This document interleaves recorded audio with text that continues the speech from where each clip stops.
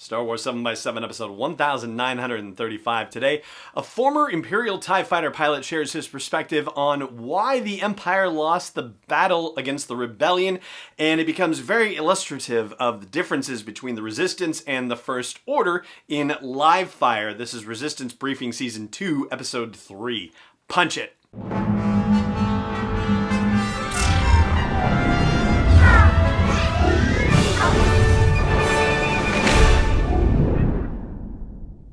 Hey Rebel Rouser, I'm Alan Voivod and this is Star Wars 7x7. Thank you so much for joining me for this episode, and yes, this is a full spoiler briefing on live fire, so if you have not seen the episode and don't want it spoiled for you, then by all means save this for a later date. But if you're okay with me detailing the differences between, well, I'm saying the Resistance, but there's a reason why we have to hedge that.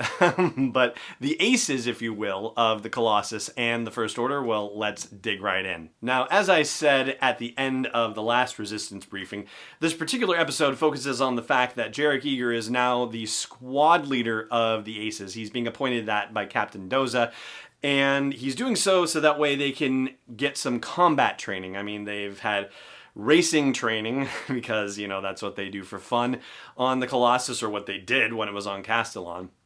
But they haven't had any actual combat training, even though they are very capable flyers. And Kaz is being added to the aces as well, which does not sit well with Hype Phase-On particularly. So one of the first things that Yeager says to try to basically give them the idea that this is a different situation entirely is to do a first training exercise where they use stun blasts instead of live laser fire weapons. And it's going to be Yeager and Kaz against the aces, which the aces think, ha, this is ridiculous, we're going to wipe the floor with them.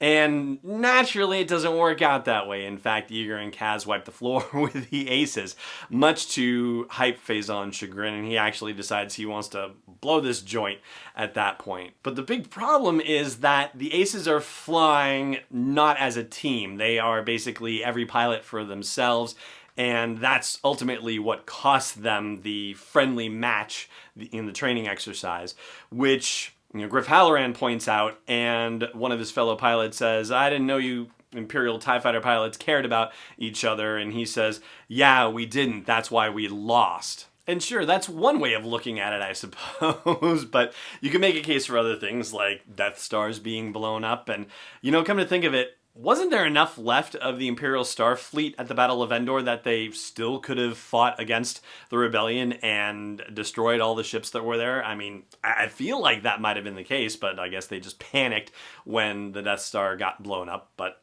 be that as it may.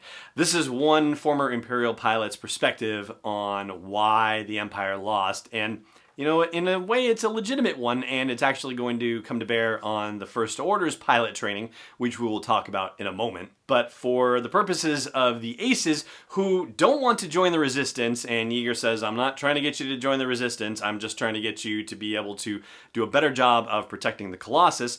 Ultimately, in their training exercises, Yeager gets snatched up on this random icy moon that they're practicing on by a giant flying snow manta ray looking thing, and the aces have to work together to get the thing to let Yeager go so that they can escape. So it all works out in the end, naturally. And the training and bonding of the aces is set in contrast to flight training for Tam Rivora and Jace Rucklin and the rest of the First Order pilots in this episode, where we see Tam and Jace and another pilot rushing to get to a briefing on time.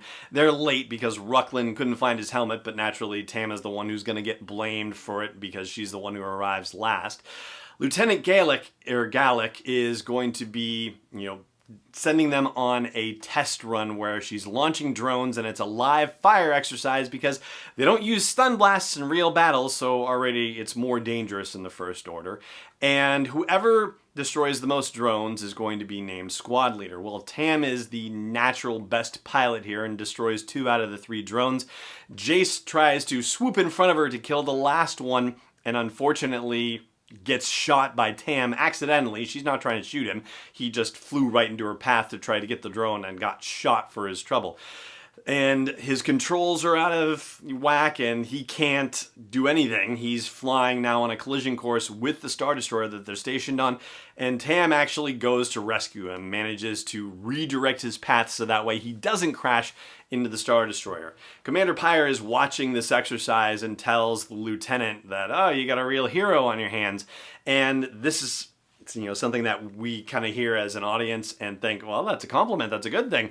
Unfortunately, it's not. The lieutenant says, you all embarrassed me in front of Commander Pyre, and dresses Tam down and says, yeah, that stunt cost you the squad leader job. And this is adding insult to insult, basically, because Rucklin says, I probably wouldn't have done the same for you.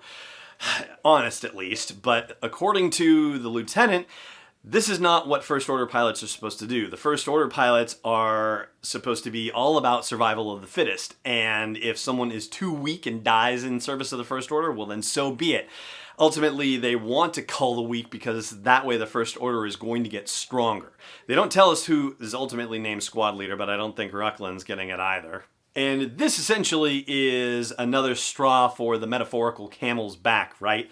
This is another situation where Tam is going to realize that her lot in life for the First Order does not necessarily agree with what's in her heart about what the right thing to do is. And how that ultimately shakes out, whether she is going to try to defect back to the Colossus and join the Resistance, or whether she's going to get rescued by them, or however that's all going to shake out.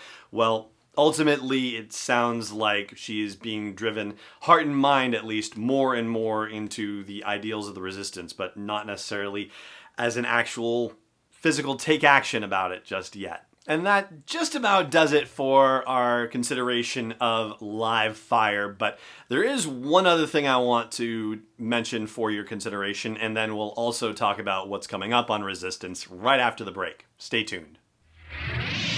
Hey Rebel Rouser, I've made some changes to the asteroid belt level at patreon.com/SW7X7, and they are all with sponsors in mind. So if you want to get the word out about your business, your product, your service to a dedicated Star Wars audience, then please check out patreon.com/SW7X7 and look for the asteroid belt level for details. Again, that's patreon.com/SW7X7. Welcome back.